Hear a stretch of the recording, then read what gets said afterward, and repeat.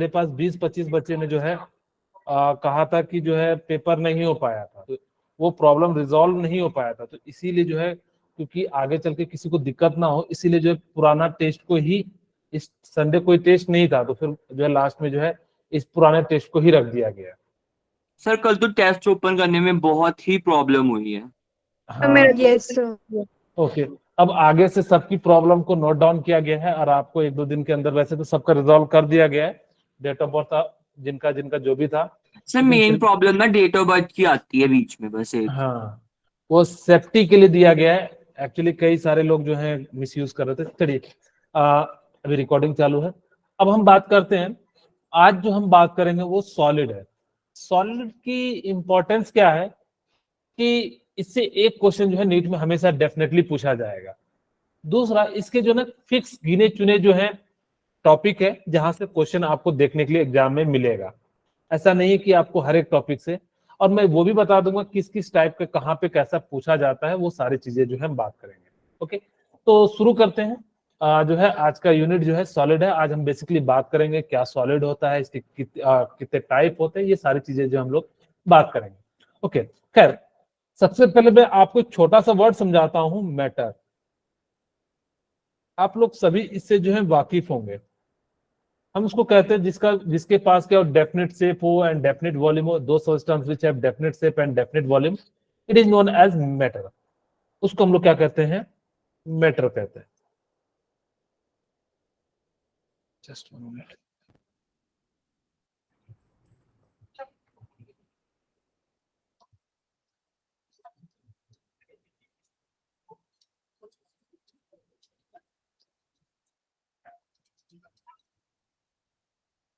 Okay, definite क्या होगा, volume होगा, उसको हम लोग मैटर कहते हैं। हम शॉर्ट में लिख रहे हैं क्योंकि हमने ये सारी चीजें जो है 11th में पढ़ी थी। आपको याद हो तो मैटर को मैंने कितने पार्ट में डिवाइड किया था? Three three three parts. Parts. Okay, आपको मैंने जो है जिन्होंने मेरे से पढ़ा होगा, मैंने 5 पार्ट पढ़ाया था। वैसे टोटल यस 7 होते हैं, यस सर। लेकिन आपको मैंने जो है 5 पार्ट जो है सबको एक एक करके एक्सप्लेन किया था। इसमें आता है सॉलिड, सॉरी लिक्विड क्या सर? लिक्विड, तीसरा गैस, चौथा प्लाज्मा, पांचवा बोस बीस। Einstein condensate.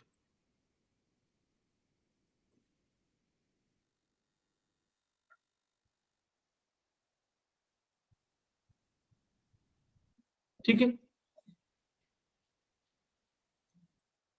ये सारे जो हम लोगों ने क्या किया था 10th क्लास में जो है, सॉरी 11th में जो हमने आपको बताया था, वैसे ये पांचों के पांचों आपको 9th में भी पढ़ने होते हैं, तो वहां पे भी आप लोगों के बारे में जो है थोड़ी थोड़ी चीजें जो है बताई जाती है। ओके, ठीक है। हम यहाँ पे बेसिकली जो बात करने वाले हैं वो सॉलिड स्टेट के बारे में बात करें ना, हम लिक्विड के बारे में बात करेंगे ना गैस के बारे में। अगर आप लोगों को याद हो तो मैंने लिक्विड यानी कि 12th में एक टॉपिक था, यूनिट था जिसका नाम था सॉल्यूशन। वहां पे हमने जो इसके बारे में पढ़ा था। ये कहाँ पढ़ा था? 11th में पढ़ा था, और उसका नाम क्या था? State of of matter sir. Matter. वहां पे हम लोगों ने इसके बारे में जो है बात की थी। और 12th में हम लोग क्या करेंगे, सॉलिड के बारे में जो है बात करेंगे, यानी कि इस यूनिट में हमारे सिलेबस में सॉलिड, लिक्विड, गैस ही है। आपके क्वेश्चन भी जो आएंगे वो सॉलिड, लिक्विड एंड गैस के बारे में ही आएंगे। ओके, सबसे पहले हम बात करते हैं कि सॉलिड होता क्या है। तो सभी को पता है कि जिसका क्या हो, दो सबस्टांस, हमने थोड़ा सा यहाँ पे लिख दिया, मैटर दो सबस्टांस विच है definite shape and definite volume, तो सॉलिड का हो गया। Sorry, just one, which have mass volume. ठीक है, जिसके पास मास या वॉल्यूम होगा उसको हम लोग क्या कहेंगे, मैटर कहेंगे। चाहे जितना भी चीज आप देख रहे होंगे अपने आसपास, सभी के सभी क्या है, मैटर है। दो सबस्टांस विच है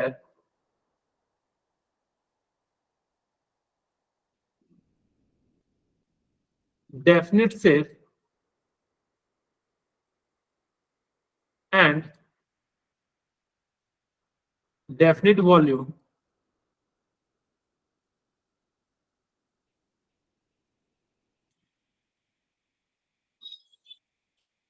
such type of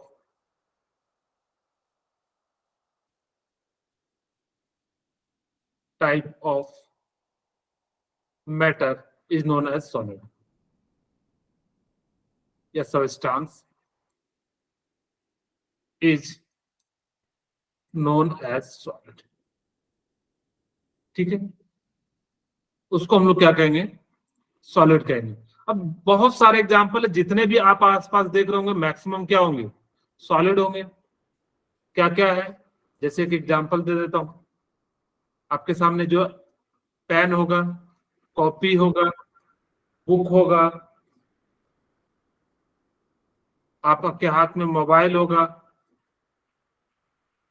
जिस पे बैठे होंगे चेयर, टेबल, ये सभी के सभी क्या है? जो है आपके सॉलिड. और भी बहुत सारे होते हैं. ओके, तो इन सभी को हम लोग क्या कहेंगे? यानी कि जो है सॉलिड कहेंगे. जो भी जिनका जो है डेफिनेट शेप हो, डेफिनेट वॉल्यूम हो, यानी कि समय के अनुसार से उसमें कोई चेंजेस ना आए. जैसे ऐसा नहीं कि हम अगर किसी चीज को बाहर में रखें तो वो जो हम जो है चेंज कर जैसे, तो उसको हम लोग क्या कहेंगे? सॉलिड नहीं कहेंगे. उसका हर एक केस में जो सॉलिड का जो क्या हो, डेफिनेट शेप हो, डेफिनेट वॉल्यूम हो, चाहे उसको चांद में ले जाओ, चाहे घर में जो है एकदम तिजोरी में रख दो, उसका शेप जो है चेंज होने वाला नहीं है. यानी कि हर जगह पे वो क्या हो जाएगा? बिल्कुल फिक्स होगा. उसको हम लोग क्या कह देते हैं? यानी कि जो है सॉलिड कह देते हैं. ओके, अब हम बात करते हैं प्रॉपर्टीज ऑफ सॉलिड. क्या क्या प्रॉपर्टीज होती हैं जो कि आप लोग पहले भी पढ़ चुके हैं, बस मैं फटाफट से बता रहा हूं. प्रॉपर्टीज ऑफ सॉलिड क्या क्या होते हैं, ध्यान सुनिएगा. सबसे पहला पॉइंट हम बात करें तो इट्स कंप्रेसिबिलिटी इज लो.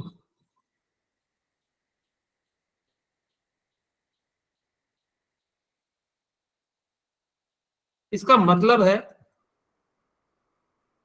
कि आप उसको ना दबा नहीं सकते. आप कहोगे सर मशीन में, हाइड्रोलिक प्रेस में हम तो दबते देखे हैं, दुनिया का हार्ड सेट. हम उसकी बात नहीं कर रहे, हम अपने लेवल पे बात कर रहे हैं कि हम उसको दबा नहीं सकते. आप एक आयरन का जो है वो लेना, रॉड लेना, उसको दबाना, क्या दब जाएगा? नहीं दबेगा. No, sir. हाँ, अब कोई ताकतवर होगा तो कहेगा सर हम तो दबा के दिखा देंगे. ठीक है, अगर जो दबा देता है तो हम जनरल की बात कर रहे हैं. यहाँ पे ऐसा क्यों नहीं कंप्रेस होता? क्योंकि वहां पे जो ना पार्टिकल्स होते हैं वो काफी कॉम्पैक्ट पैकिंग होती है. सॉलिड में जो पैकिंग होती है वो बड़ा जो है खतरनाक पैकिंग होती है. यानी कि बिल्कुल पास पास होते हैं. ठीक है, जब पास पास होते हैं तो जिस कारण से यहाँ पे क्या हो जाता है कि इसके पास गैप नहीं है. यानी कि इनके बीच में जो है दो मॉलिक्यूल्स के बीच में गैप नहीं है. और जब दो मॉलिक्यूल्स के बीच में गैप नहीं होगा तो जिस कारण से क्या होगा? कॉम्प्रेस नहीं होगा. और इसी कारण से इसकी कॉम्प्रेसिबिलिटी क्या हो जाती है? लो हो जाती है. Its density is high. इसकी जो डेंसिटी है वो हाई हो जाएगी. क्यों? क्योंकि जो पार्टिकल्स हैं या जो मॉलिक्यूल्स हैं वो बिल्कुल पास पास में हैं. यानी कि जगह नहीं है, जिस कारण से छोटी सी जगह में क्या होंगे? ज्यादा पार्टिकल्स होंगे. और ज्यादा पार्टिकल्स होंगे तो यानी इसका जो डेंसिटी होगा वो क्या हो जाएगा? ज्यादा हो जाएगा. थर्ड पॉइंट, इंटरन्यूक्लियर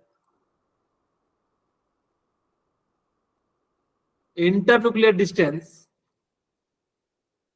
बताइए, इंटरन्यूक्लियर यानी कि दो न्यूक्लियस के बीच में डिस्टेंस क्या होगा? Sir, come. लो होगा. बहुत कम. बहुत कम होगा, लो होगा.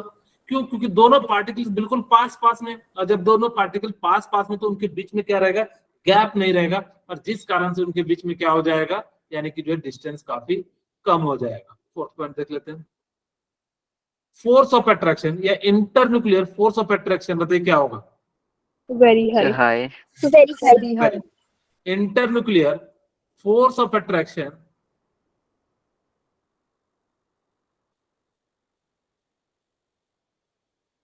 Is very high. क्योंकि जब दो पार्टिकल्स पास पास हैं तो इसका मतलब है दोनों में अच्छी बॉन्डिंग होगी तभी पास पास होंगे. अगर जो दोनों में अगर जो खतरनाक दुश्मनी होगी तो दोनों दूर दूर होंगे.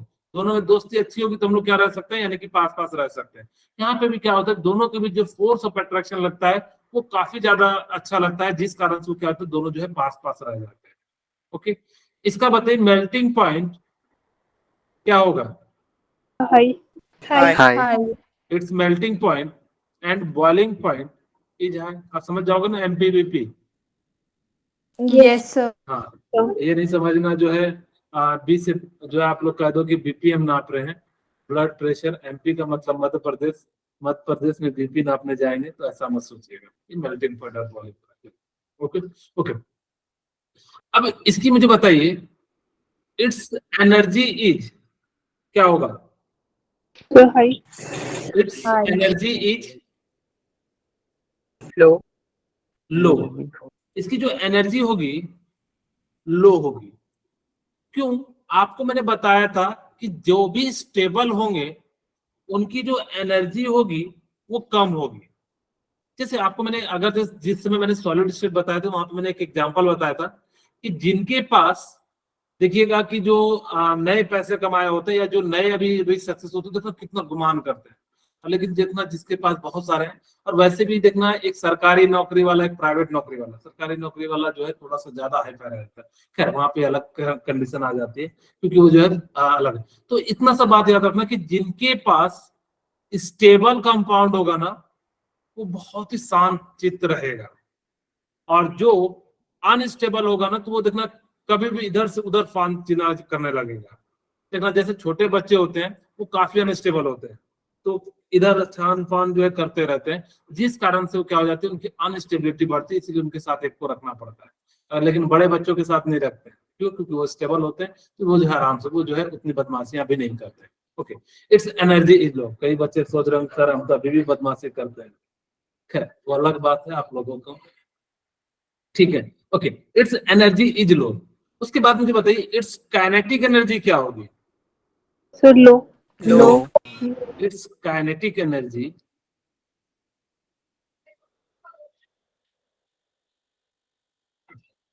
Is low.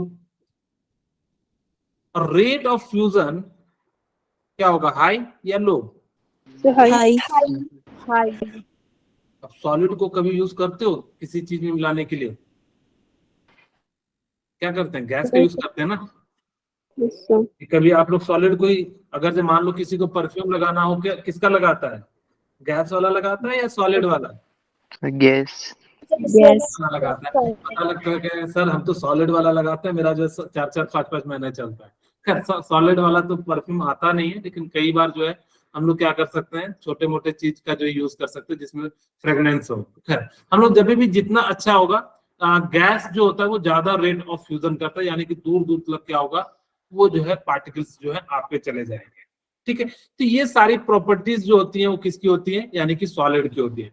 एक बात याद रखना कि सॉलिड, लिक्विड, गैस में जब बीच में हमेशा ना लिक्विड की प्रॉपर्टीज आएंगी। इस बात को याद रखना कि बीच में हमेशा किसकी प्रॉपर्टीज आती है, चाहे कोई भी हो, सॉलिड, गैस, एनर्जी के अनुसार से हो, डेंसिटी के अनुसार से हो, चाहे मेल्टिंग पॉइंट, बॉइलिंग पॉइंट के अनुसार से हो, लिक्विड हमेशा बीच में आएगा।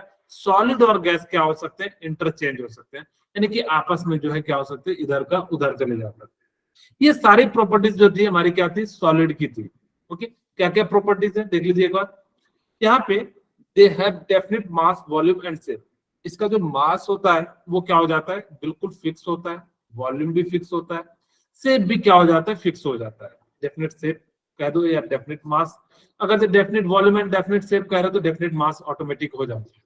इनके बीच जो डिस्टेंस होता है वो भी क्या हो जाता है, यानी कि जो है बिल्कुल शॉर्ट होता है, यानी कि जो है कम होता है, जिस कारण से हम लोग क्या कहते हैं, इंटरन्यूक्लियर डिस्टेंस आप क्या हो जाता है, शॉर्ट हो जाता है। Okay, third point, intermolecular force are strong. यहाँ पे जो दो पार्टिकल्स हैं उनके बीच में जो क्या लगेगा, फोर्स ऑफ अट्रैक्शन जो है काफी ज्यादा लगता है, जिस कारण से जो पार्टिकल्स हैं वो काफी जो है क्या हो जाते हैं, नजदीक हो जाते हैं। Fourth point, there constituent particle, atom, molecules और ion have fixed position and can only oscillate about their mean position. ये सॉलिड जो होते हैं ना, इनके पास काइनेटिक एनर्जी काफी कम होती है, जिस कारण से सिर्फ और सिर्फ वाइब्रेट कर सकते हैं। आपका देखना मोबाइल जो है वाइब्रेट करता है, यानी कि वहां पे क्या होता है कि देखना पोजीशन पे क्या होते रहते हैं, वो जो है क्या करते हैं, इधर उधर जो है घूमते रहते हैं। They are incompressible and rigid, यानी कि जिसकी कंप्रेसिबिलिटी होती है वो क्या होती है, कम होती है। रिजिड का मतलब होता है कठोर। अब हम बात करते हैं टाइप्स ऑफ सॉलिड। तो सॉलिड जो होते हैं ना बेसिकली दो टाइप के होते हैं। सॉलिड कितने टाइप के होते हैं? Two type. कौन से? Two type. Crystalline and amorphous. Crystalline or amorphous. Very good. Crystalline solid. Crystalline solid, दूसरा क्या होता है? Amorphous. Amorphous solid.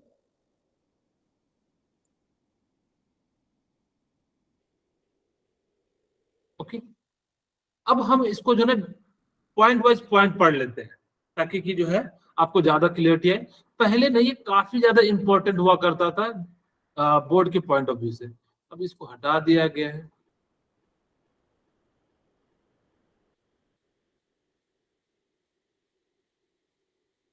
ओके, पहला पॉइंट बात करते हैं। सबसे पहले मैं क्रिस्टलाइन सॉलिड लिख देता हूं कि किसे कहते हैं, ताकि कि हम जो है बाकी चीजें जो है फिर धीरे धीरे पढ़ें। क्रिस्टलाइन सॉलिड आर दो solid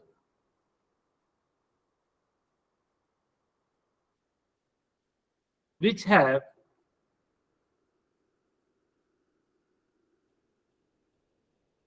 regular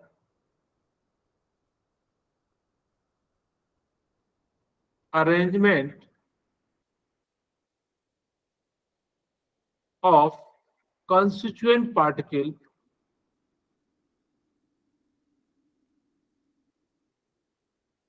for long range order। इसका मतलब क्या हो गया कि जो क्रिस्टलाइन सॉलिड होते हैं ना, वो क्या होते हैं कि एक बिल्कुल फिक्स पैटर्न को फॉलो करता है, उनके पैटर्न में चेंज नहीं आता है। ऐसा ना हो कि एकदम बिल्कुल एकदम एक पैटर्न को फॉलो करते हैं और उसी को बार बार वो क्या करते रहते हैं, रिपीट करते रहते हैं। जैसे मान लो कि आपको किसी फैक्ट्री में बिस्कुट बनते हुए देखना है, तो क्या करता है, लगातार सेम टाइप के बिस्कुट बनाते रहता है। क्या उनके जो पैटर्न है उसका चेंज होता है? क्या नहीं। तो सेम टाइप का यहाँ पे भी होता है क्रिस्टलाइन। कौन कौन से होते हैं जस्ट अभी बात करेंगे। एमॉर्फस सॉलिड किसे कहते हैं?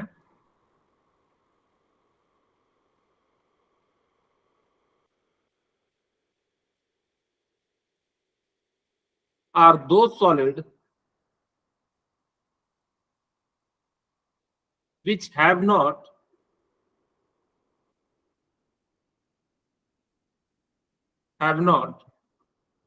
long arrangement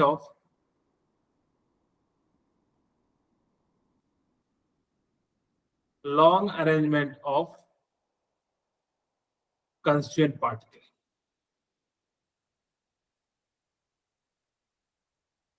इसका मतलब है कि छोटे मोटे जगह पे थोड़ा देर पैटर्न को फॉलो किया फिर छोड़ दिया, फिर थोड़ा देर पैटर्न को फॉलो किया फिर छोड़ दिया, तो इसको हम लोग क्या कहते हैं, एमॉर्फस सॉलिड कहते हैं। मैं आपको एक एग्जांपल के साथ समझाता हूं ताकि कि आपको ज्यादा समझ में आएगा क्रिस्टलाइन सॉलिड और एमॉर्फस सॉलिड का। आप सभी ने चीनी का दाना देखा है? Yes, sir. Yes. चीनी का जो दाना होता है वो बिल्कुल क्रिस्टलाइन होता है। अब कहोगे सर चीनी देखने में भी वैसे भी क्रिस्टलाइन होता है, तो देखने के ऊपर से बात नहीं कर रहा, उसके अंदर जो कंस्टिट्यूएंट पार्टिकल होंगे वो फिक्स पैटर्न को फॉलो करेंगे। जैसे आपके सामने आज एक एमॉर्फस का एग्जांपल दे देता हूं। आप लोगों ने लैंप देखा है जो Yes, रोशनी जलता था, Yes. Yes. या फिर कभी काजल बनाते हुए देखेंगे तो क्या करते हैं कि जो घी के जो दिए के जस्ट ऊपर हम लोग क्या कर देते हैं, जो एक जो है पॉट रख देते हैं और उसमें जो है धीरे धीरे धीरे धीरे कार्बन क्या हो जाता है, जमते चले जाता है। और जब कार्बन जम जाता है तो देखना किसी पर्टिकुलर जगह पे बहुत ज्यादा कार्बन जम जाता है और किसी जगह पे क्या होता है, कम जमता है। इसका मतलब है कि वहां पे पैटर्न एक जगह पे ज्यादा कार्बन है, एक जगह पे कम कार्बन है। तो जिस कारण से इस टाइप के सॉलिड को हम लोग क्या कहते हैं, एमॉर्फस सॉलिड कहते हैं। एमॉर्फस सॉलिड कभी भी लॉन्ग पैटर्न को फॉलो नहीं करता, हमेशा क्या करता है, वो शॉर्ट पैटर्न को फॉलो करता है, यानी कि थोड़ा देर फॉलो करेगा फिर चेंज कर जाएगा, थोड़ा देर फॉलो करेगा फिर चेंज कर जाएगा। लेकिन क्रिस्टलाइन जो सॉलिड होते हैं वो शुरू से लेके अंत तक जो है पैटर्न को क्या करते हैं, फॉलो करते हैं। ओके, मेरे ख्याल से ये बात समझ में आ गई। एक डायग्राम की मदद से समझाता हूं कि कैसा इसका डायग्राम होता है। यहाँ पे सारे पार्टिकल जो है बिल्कुल सिमिलर है, ऐसा मत समझिएगा कि एक पार्टिकल बड़ा है एक पार्टिकल छोटा है, बनाने में भले मिस्टेक हो रही है, ठीक है, लेकिन सारे पार्टिकल क्या है, बिल्कुल सिमिलर है।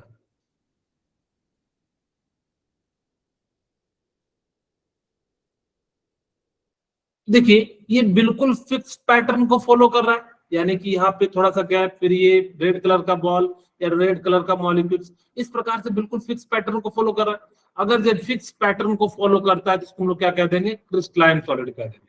लेकिन एक देखिए ये है, और मैं थोड़ा सा ऐसे बना देता हूं, बाद में इसमें जो है क्या करेंगे, इधर उधर भर देंगे।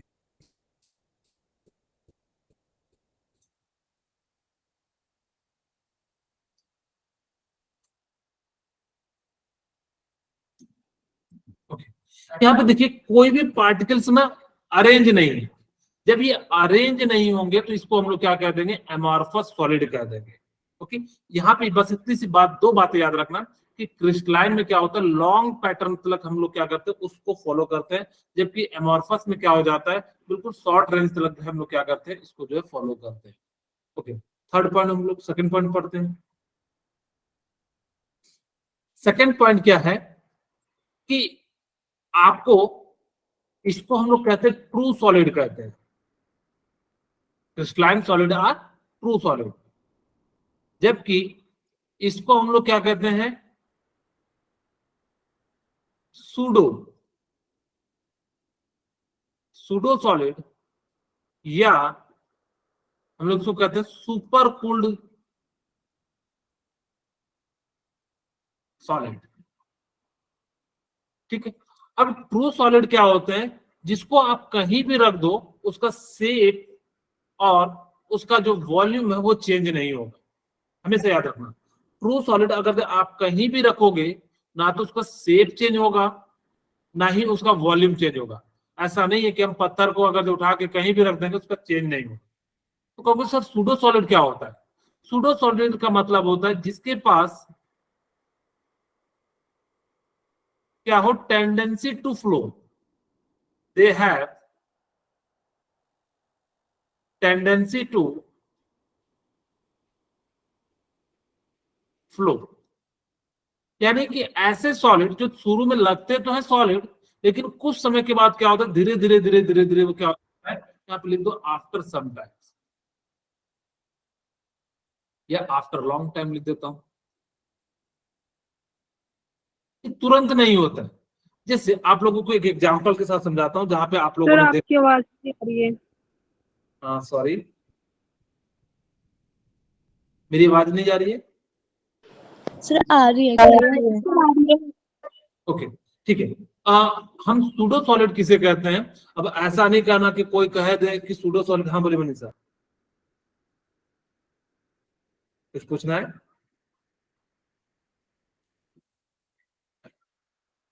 ओके ठीक है, आ रही है आवाज नहीं अभी भी नहीं जा रही है? सर। सर कट कट के आ रही है, जो आपने अभी पीछे बताया कुछ नहीं पता लगा। ओके, मैंने कहा कि pseudo solid super cooled solid को कहते हैं जिसके पास क्या होता है, tendency to flow after long time, यानी कि कुछ समय के बाद जो क्या हो जाता है, वो जो है फ्लो हो जाता है। हाँ आंचल बोलिए। सर सुपर कूल्ड सॉलिड हो गया, super cooled liquid. Super cooled liquids. Super cooled liquid ऐसा नहीं होता, ठीक है। सुपर जो है कूल्ड सॉलिड होता है, क्यों? क्योंकि वो जो है क्या होता है, धीरे धीरे जो है वो फ्लो करता है। जस्ट एक एग्जांपल देता हूं तो आपको ज्यादा क्लियरिटी आ जाएगी। हम सुपर कूल्ड लिक्विड नहीं कहते, क्योंकि लिक्विड है तो उसके पास टेंडेंसी तो वैसे ही है फ्लो करने की, तो हम उसको क्यों कहेंगे।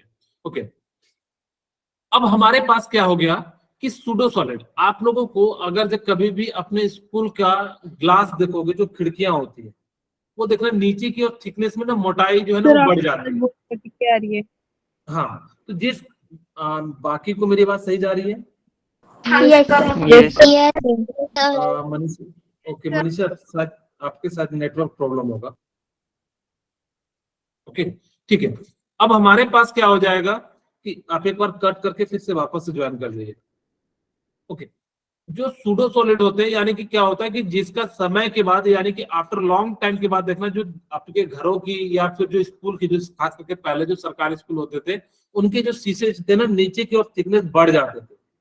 क्यों बढ़ जाते थे? क्योंकि उसके जो पार्टिकल्स है ना, स्लोली स्लोली जो है फ्लो कर रहे थे, जिस कारण से वो क्या हो जा रहे थे, यानी कि नीचे की ओर जो है मोटाई या थिकनेस जो क्या हो जा रही थी, इंक्रीज हो जा रही थी।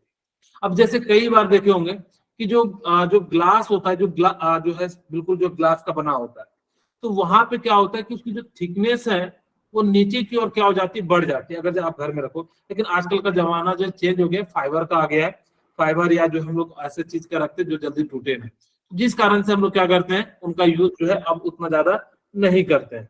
ठीक है, तो सूडो सॉलिड क्या होता है कि जो शीशे के बने होते हैं, ग्लास के जो बने होते हैं, उनमें क्या होता है कि धीरे धीरे धीरे धीरे धीरे धीरे क्या हो जाता है, नीचे की ओर जो थिकनेस जो है क्या हो जाता है, इंक्रीज हो जाता है।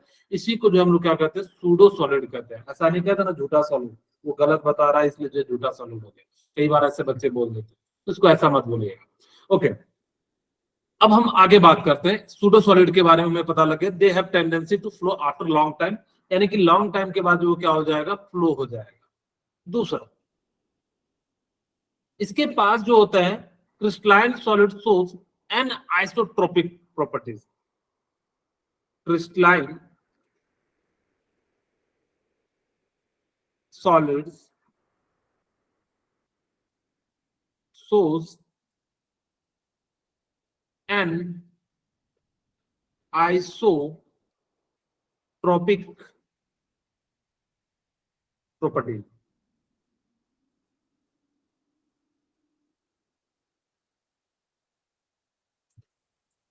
जबकि ये जो प्रॉपर्टी शो करते हैं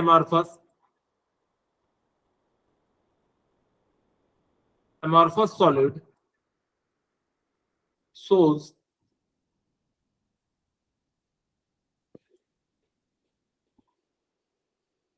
isotropic properties।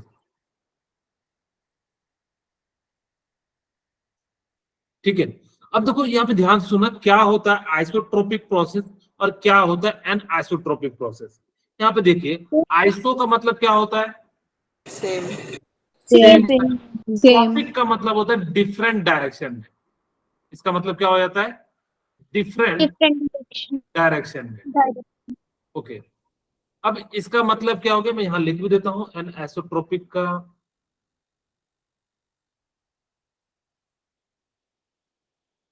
डेफिनेशन क्या हो जाता है। सर। जी बोलिए। सर आप सूडो सॉलिड्स के कोई एग्जांपल दे सकते हो? बिल्कुल, मैंने कहा कि इस टाइप के सॉलिड को कहते हैं सूडो सॉलिड, जिसके शुरू में देखने में तो जो है सॉलिड जैसा लगता है, लेकिन आफ्टर सम टाइम या लॉन्ग टाइम के बाद जो है ना, उसके पार्टिकुलर नीचे की ओर जो है धीरे धीरे आने लगते हैं। यानी कि वो क्या हो गया कि धीरे धीरे जो मूवमेंट हुआ, शुरू में तो लगा कि वो सॉलिड है, लेकिन वो एक्चुअल में क्या हो गया, उसके पार्टिकल मूव कर रहे हैं, यानी कि फ्लो कर रहे हैं। तो इसी कारण से इस टाइप के सॉलिड को हम लोग क्या कह देते हैं, सूडो सॉलिड कह देते हैं। ठीक है, फिर अब जो अभी बता रहे हैं ये पॉइंट देखिए, अभी जस्ट हमने बताया नहीं है। तो एन आइसोट्रोपिक प्रॉपर्टीज किसे कहते हैं, those properties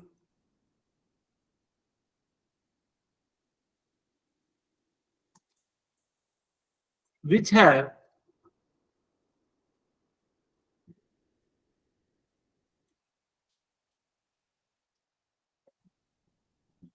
those properties which have different physical properties in different direction।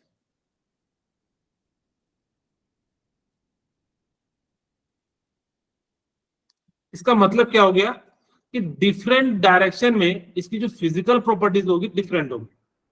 यहां पे क्या हो जाएगा, एमॉर्फस में ये पे लिख देते हैं isotropic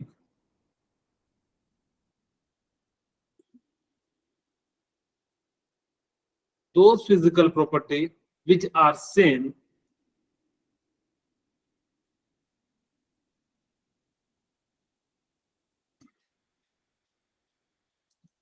which are same in different direction। मैं आपको एक एग्जांपल के साथ समझाता हूं तो ज्यादा आपको क्लियरिटी आएगी। यहाँ पे हम एक आपके सामने जो है एक डायग्राम बनाते हैं तो आपको बिल्कुल क्लियर हो जाएगा। जिसे हमने क्या किया कि क्रिस्टलाइन होता है तो बिल्कुल रेगुलर पैटर्न को फॉलो करते हैं, जस्ट अभी आपको मैंने बताया, ठीक है।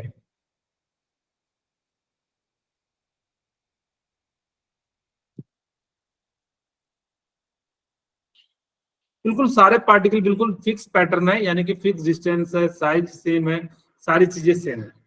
जबकि हमारे पास क्या है, यहाँ पे हमने क्या करा कि एमॉर्फस में कि हमने जो चेंज कर दिया।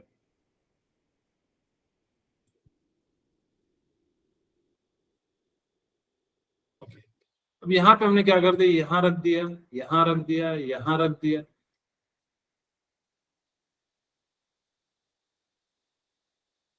ओके, यानी कि इसका कोई भी अरेंजमेंट नहीं है, जबकि यहाँ पे क्या है, बिल्कुल फिक्स पैटर्न को फॉलो कर रहा है। हम एक एग्जांपल लेते हैं स्पीड ऑफ लाइट के लिए।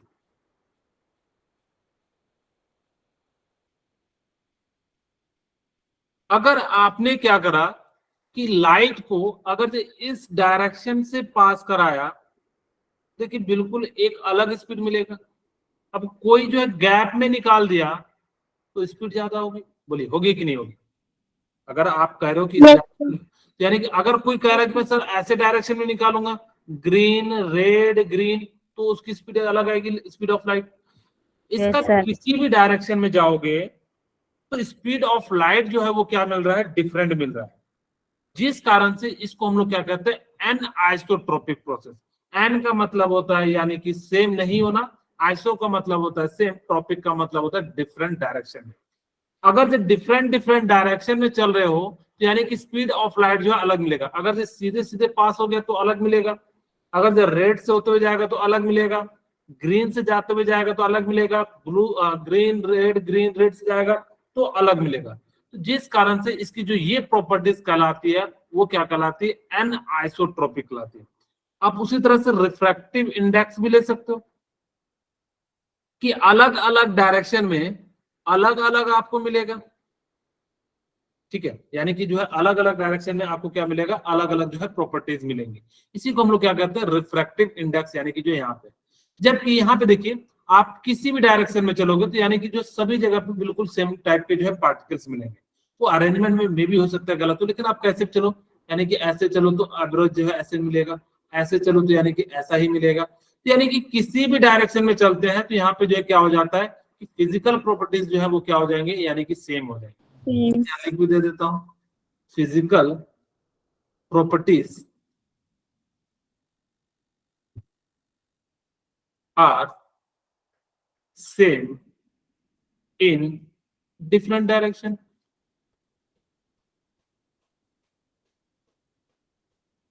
ठीक है, यानी कि क्या हो जाएगा कि यहाँ पे जो है डिफरेंट डायरेक्शन में जो है फिजिकल प्रॉपर्टी क्या हो जाएंगी, बिल्कुल जो है सेम हो जाएंगी। जबकि यहाँ पे क्या है, physical properties are different from different direction. यहाँ ये भी लिख देता हूँ, आप चाहो तो देख सकते हो कि इधर से लाइट चला रहे हैं तो अलग आएगी, उधर से चला रहे हैं तो यानी कि क्या हो जाएगी, physical properties are different in different direction. Okay okay, तो हम थर्ड पॉइंट की बात करते हैं। थर्ड पॉइंट हमारे पास क्या हो जाएगा कि यहाँ पे आप जब इसको काटोगे ना तो यहाँ पे शार्प क्लीवेज मिलेगा। शार्प क्लीवेज का मतलब है कि इसके अंदर ना कोई उबड़ खाबड़ नहीं, बिल्कुल एक जैसा दिखेगा। ऐसा जब काटते हैं कई बार ना देखना कि जैसे क्या होगा, बिल्कुल एक जैसा दिखेगा, ग्रीन रेड इस प्रकार से।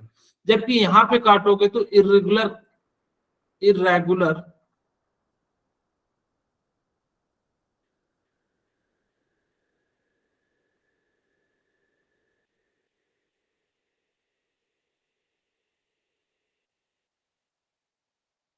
क्लीवेज मिलेगा। ठीक है, यहाँ पे जो हमें क्या मिलेगा, इरेगुलर।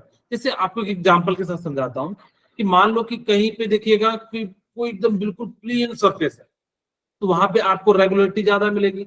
आप एक मान लो कि जो है सड़क पे चल रहे हो, कच्ची सड़क पे, कहीं हो सकता है ज्यादा कंकड़ मिले, कहीं पे कम, यानी कि उसमें इरेगुलर क्लीवेज क्या है, ज्यादा है। जबकि यहाँ पे जो है क्या हो जाता है, शार्प क्लीवेज जो है आपको देखने के लिए मिलेगा। इसके एग्जाम्पल बहुत ज्यादा फेमस है। आपको एक सबसे ज्यादा जो पूछा जाएगा, दो चीजें पूछी जाती है, एक क्या होता है एन आइसोट्रोपिक प्रोसेस, आइसोट्रोपिक, और दूसरा जो है यहाँ से पूछा जाएगा आपका जो है एग्जाम्पल क्या है इसका एग्जाम्पल। तो आपको याद रखना है कि NaCl साल्ट कहते हैं, KCl silica, quartz and sugar, और भी बहुत सारे हैं, लेकिन ये सारे के सारे जो है आपको एग्जाम्पल याद होने चाहिए। खास करके शुगर वाला जो है आपको याद होना चाहिए, क्योंकि अभी जो है किसी एग्जाम में जो है क्वेश्चन पूछा गया था। शुगर जो है वो एमॉर्फस सॉलिड होता है या क्रिस्टलाइन सॉलिड, तो आपको बताना है शुगर जो है क्या है, आपका जो है क्रिस्टलाइन। फोर्थ में क्या लिखा है? सॉरी, तो फोर्थ नंबर पे आपने क्या लिखा है? क्वार्ट्ज।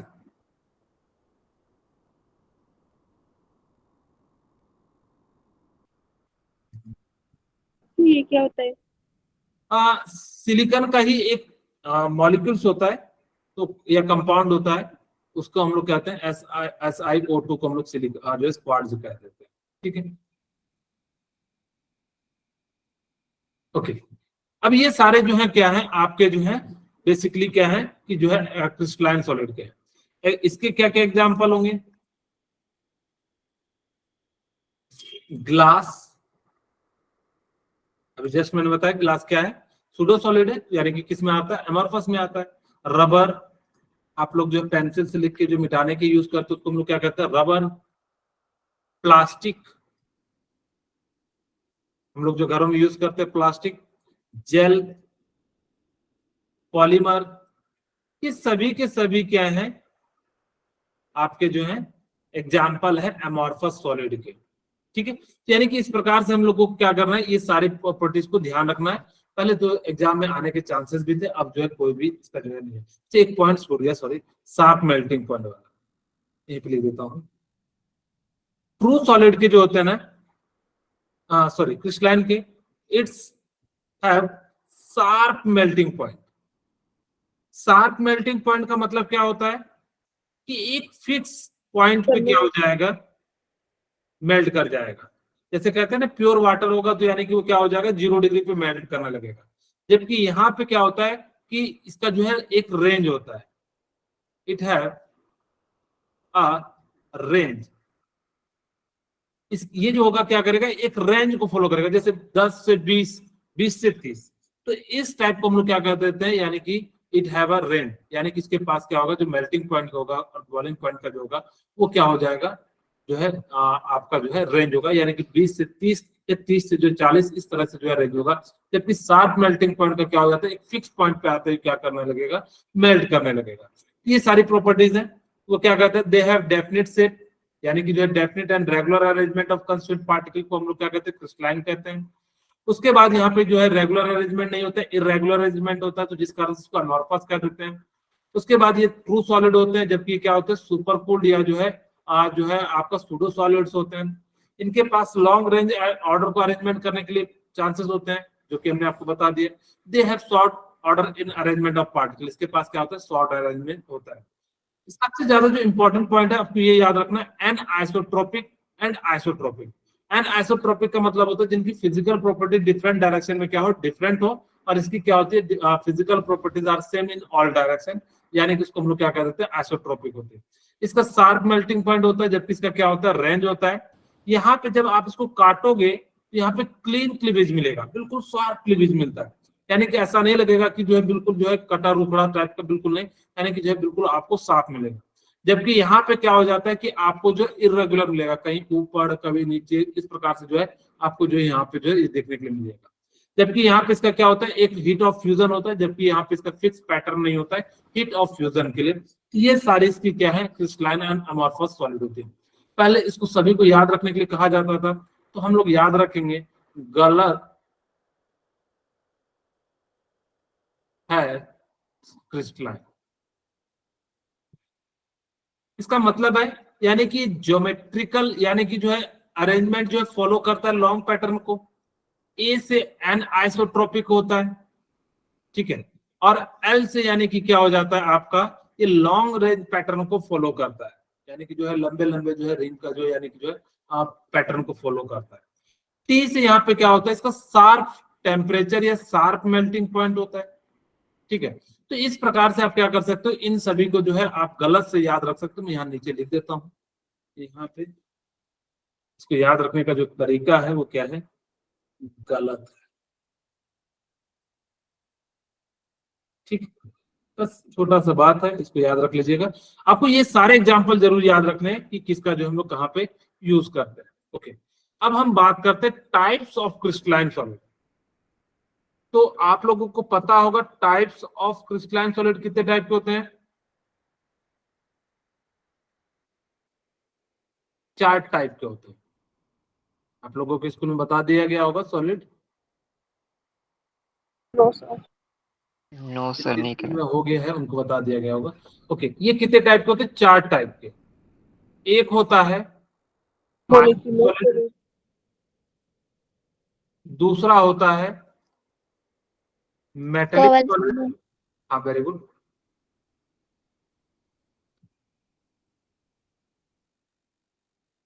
तीसरा होता है कोवेलेंट सॉलिड। चौथा होता है ionic solids, molecular solid. Molecular solid. Very good.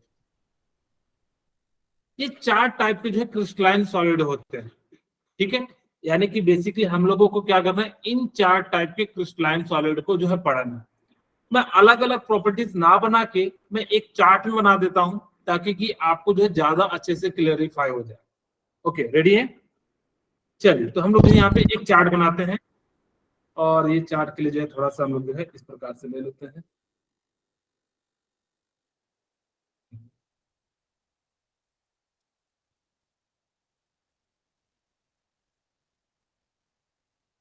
एक,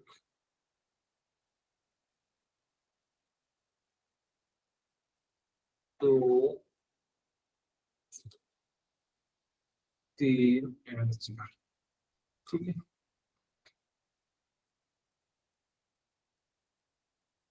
हम्म,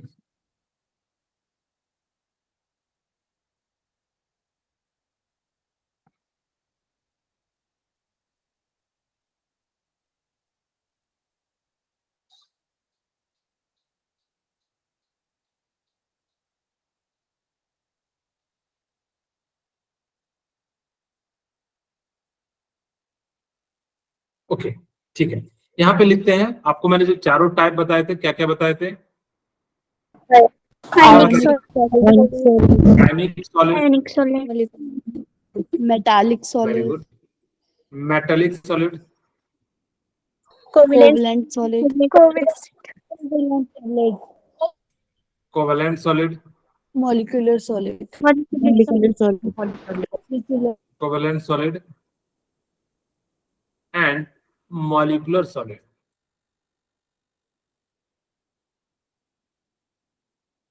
ठीक है, बेसिकली हमें क्या करना है, इन 4 के बारे में पढ़ना है। यानी कि मैंने अलग अलग जगह पे अलग अलग टाइप से प्रॉपर्टी पढ़ाते हैं, लेकिन हम चाहते हैं कि आप एक ही टाइप में जो है पूरे के पूरे में जो है इसको समराइज कर लेते हैं, ताकि कि जो है आपको याद रखना आसान हो। हम पहला पढ़ते हैं कंस्टिट्यूएंट पार्टिकल, यानी कि किस चीज से बना हुआ है।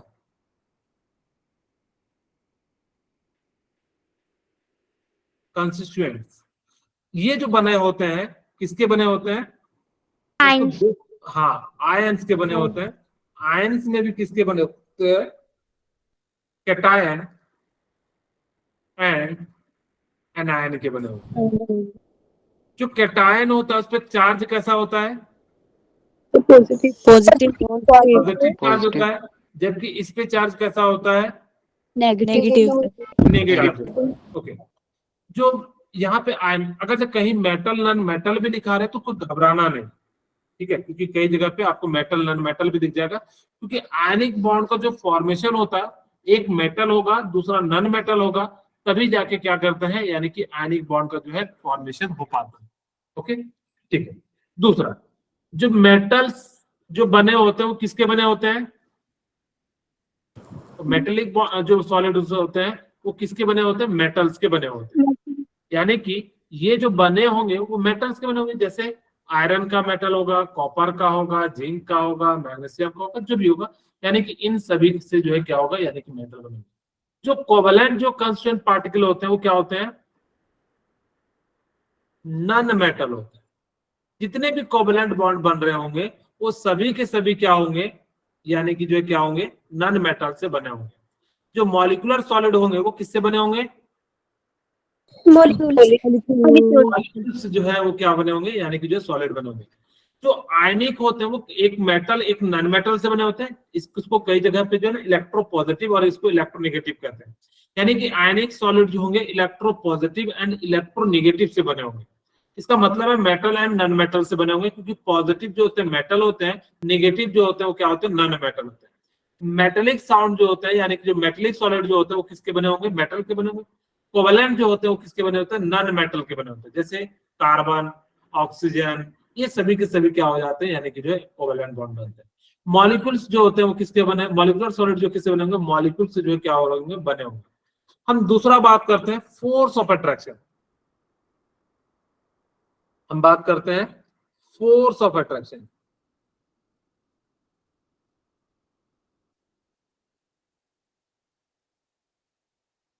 ठीक है, तो इसके अंदर जो लगता है वो कौन सा लगता है, electro static force of attraction लगता है।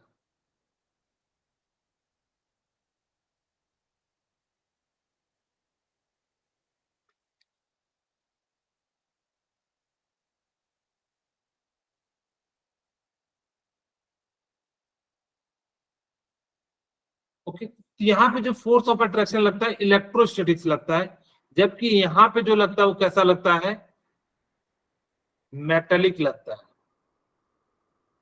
मेटेलिक फोर्स ऑफ अट्रैक्शन लगता है।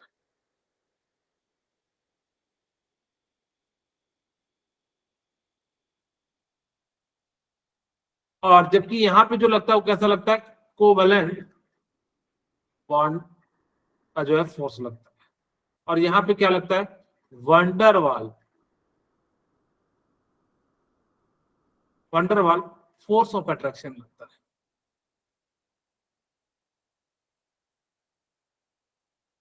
ओके, फोर्स ऑफ अट्रैक्शन का मतलब क्या हो गया कि यहाँ पे जो लगेगा वो कैसा लगेगा, इलेक्ट्रोस्टैटिक फोर्स ऑफ अट्रैक्शन जो है यहाँ पे लगेगा। यानी कि एक दो अपोजिट चार्ज के बीच में जो फोर्स लगता है, इलेक्ट्रॉन के बीच में और प्रोटॉन के बीच में, यहाँ पे एक पॉजिटिव एक नेगेटिव के कारण जो लगेगा, तो उसको हम लोग कहते हैं इलेक्ट्रोस्टैटिक फोर्स ऑफ अट्रैक्शन। यहाँ पे मेटल के बीच में लगता है, इसको मेटेलिक फोर्स ऑफ अट्रैक्शन कहते हैं। यहाँ पे जो कोवेलेंट बॉन्ड के कारण लगता है कोवेलेंट फोर्स ऑफ अट्रैक्शन लगता है। और जबकि यहाँ पे होता है वंडरवाल फोर्स।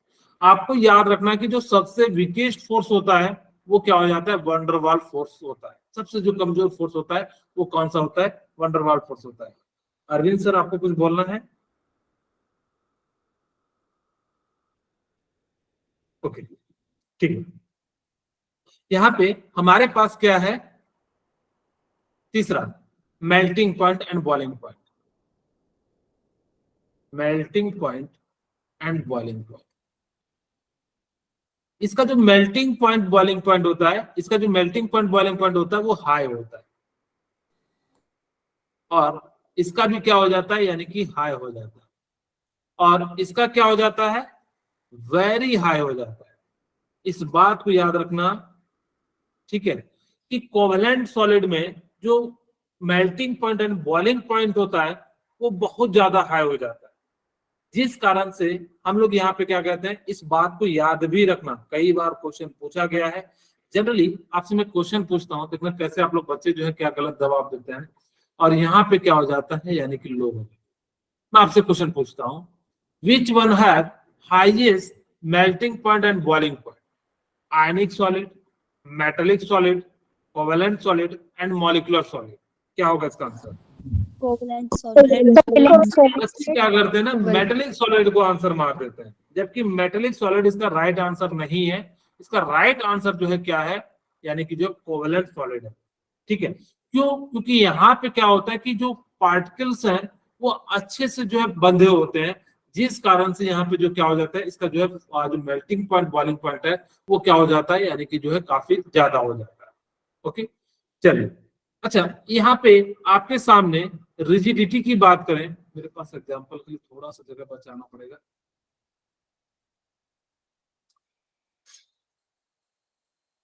रिजिडिटी का मतलब होता है कठोरता। कठोरता मतलब समझ रहे होंगे। Yes, sir. ठीक है, यहाँ पे जो आयनिक बॉन्ड होते हैं इसकी रिजिडिटी क्या हो जाती है, यानी कि हाई हो जाती है। ठीक है, मेटेलिक की भी क्या हो जाती है, हाई हो जाती है, और इसकी क्या हो जाती है, लो हो जाती है। इसकी भी क्या हो जाती है, यानी कि जो है लो हो जाती है। ठीक है, जब कई जगह ना आयनिक बॉन्ड थोड़े से जो है कमजोर भी हो जाते हैं, तो खैर उतना ज्यादा आप लोगों को ध्यान नहीं देना है। चीजें जो है यहाँ पे बस आपको ये बात ध्यान रखना है, क्योंकि ये जो है कई बार जो है पूछा गया है। लास्ट में इसके एग्जाम्पल की हम बात करते हैं।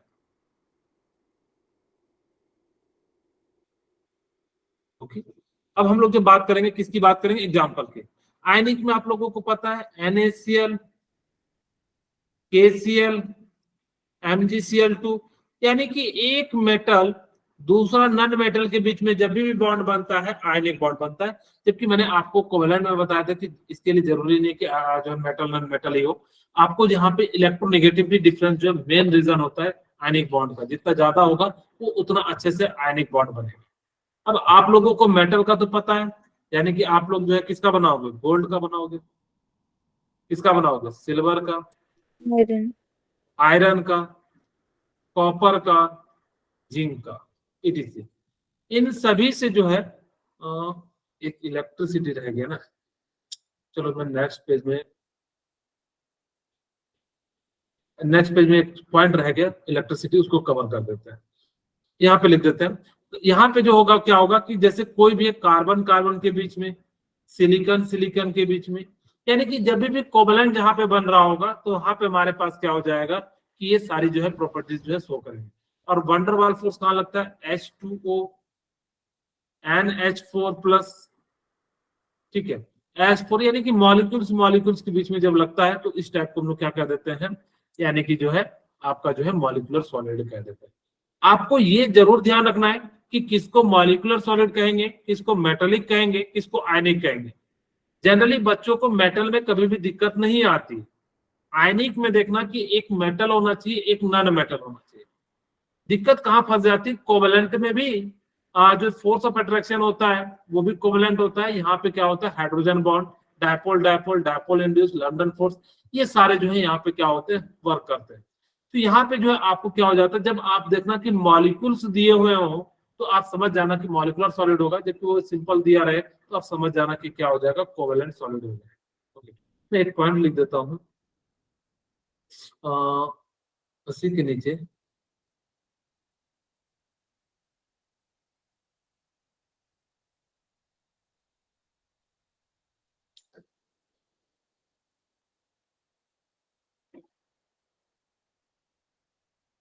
ओके, ठीक है, हमारे पास जो प्रॉपर्टीज है वो कंडक्टिव 1 2 3 4 होना चाहिए, 1 2 3 4। ठीक है, हम बात करते हैं कंडक्टिविटी की। कंडक्टिविटी का मतलब क्या होता है, जिसके अंदर क्या हो, इलेक्ट्रिसिटी का जो है फ्लो हो सके। ठीक है, तो आपको याद रखना है कि सॉलिड में ये इलेक्ट्रिसिटी का बैड कंडक्टर होता है।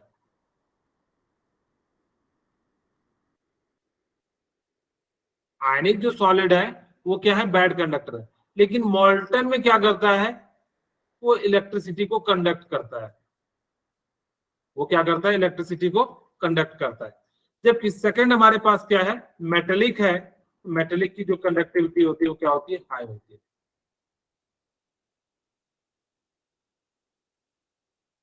Conductivity of metal is high.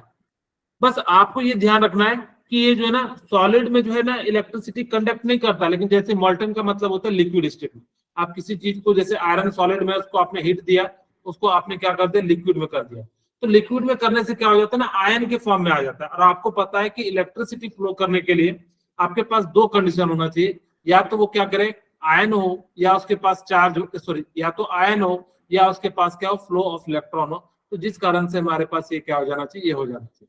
तीसरा, जो कोवेलेंट बॉन्ड होते हैं वहां पे भी क्या हो जाता है, लो हो जाते हैं, और यहाँ पे भी मॉलिक्यूल में भी क्या हो जाते हैं, लो हो जाते हैं। तो ये सारी प्रॉपर्टीज हम लोगों ने जो है यहाँ पे पढ़ ली। नेक्स्ट क्लास में आप लोगों को बताऊंगा क्या होता है यूनिट सेल, क्या होता है जो लैटिस एनर्जी। आप लोग सभी एक बार जो है रिवाइज करके जरूर आना, ठीक है। किन्हीं को